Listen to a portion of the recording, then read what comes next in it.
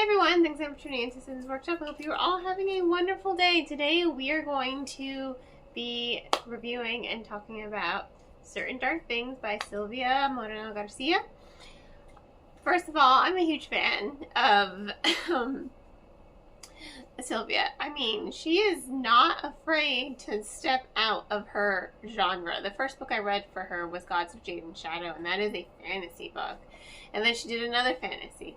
And then she did Mexican Gothic, which I was like, yes! So good. And that's horror. And now she did this one, which is apparently one of her earlier works that got picked up and republished, but I don't care. Now you've got this one, and this is, you know, fantasy, like fantasy, and then you have historical fiction version of Crimson Peak, kind of, sort of. It's a horror. And then you have Certain Dark Things, which is a neo-noir vampire story, and it's just completely different. Like, each of these books is so different from one another, and I think that's amazing that Silvia is able to do that, like really just tell a story regardless of the genre. I mean, she's also done some other mysteries that I haven't read. I'm more into those three books. Those are the ones I read that I loved. Instead of her more contemporary stuff. I haven't picked up her more contemporary stuff, or what would be considered, you know, just fiction or mystery thriller. I'm sure they're fabulous, but this is a woman who just does not mind stepping out of her comfort zone. I mean, she's got a story to tell. She's in this tell it regardless of the genre, and I absolutely love that about her. And I love this book because it gave me lots of Sin City vibes a little bit sometimes. It's following Athel. She's a vampire. Now, I forgot what type of vampire, because there are different types of vampires in this novel, and that already is kind of cool. I'm just like, cool, we got different vampire species. And they're all drawn from just different aspects of vampire lore that I think any reader is going to be familiar with. And so what she did was she took different aspects and she made different species. First of all, that's kind of cool. Now, Athel, she's from so the vampire families, basically, they're like mafia families. They're like feuding. They're like mobsters. And she's on the run because she did something stupid that cost her family her life. So now she's on the run so she can go find her coven or the rest of her, you know, estranged family in the rainforest, right? Obviously not the rainforest in Mexico, but you know where we're going, right? She's trying to get out of Mexico City. And you've got a necro vampire after her, and he's kind of a prick. And then you have Domingo. Oh my god, Domingo, he's a human. He is the sweetest sweetheart. I love him so much. I know, this review is kind of a little all over the place, but it's just so cool. Like, this book itself was so awesome. Like, that neo-noir feel to it, taking place in a semi kind of futuristic version of Mexico City.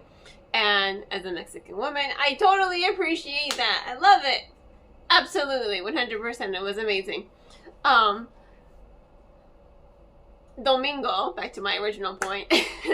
Sorry. He's just absolutely amazing. When he first meets Athel, he's kind of, you know, fangirling over her. He's like, I'm sorry, I'm fangirling. And he reads vampire comic books. He's a bit of a dork, but he's a sweetheart. Like, oh my god, he collects garbage. He's a garbage collector. He has a heart of gold, and he falls in love with Athel. And oh my god, and he was going to do anything he can to protect her. And he is truly a sweetheart. And I just want good things for him. I just want good things from him. Like, the ending, I was not okay with this ending, because I'm just like, no, he doesn't die. I just want to tell you that right now. He doesn't die. In case you're just like, no, the sweetheart's gonna die. He doesn't die. But, like, the ending, I was just like, I want so much more for you because you're such a sweetheart. And his relationship with Athel. And that's another thing I like about Silvia's writing.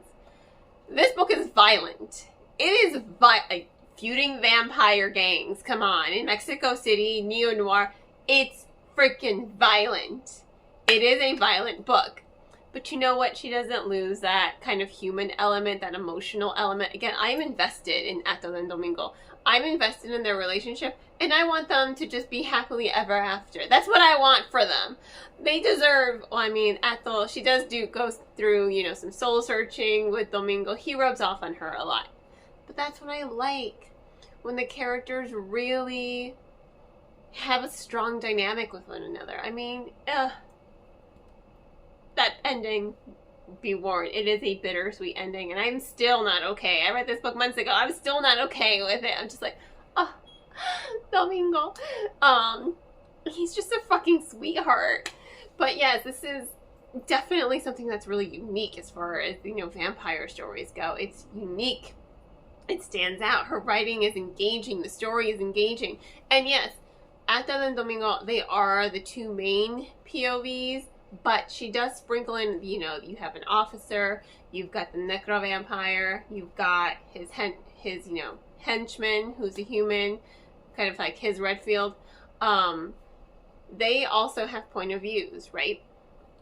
But they're less in comparison to Athel and Domingo. They are the stars of the story. They really just give a stronger foundation for this world and the situations, you know, a little bit of history here or there, as well as some really good world building in their point of views. And that's what I like when authors do that, when it's like, if you're going to have an additional point of view, that point of view has to have a purpose. She makes sure that her point of views, every chapter, serves a purpose to building up the story, to building up the tension and the plot and the character dynamics.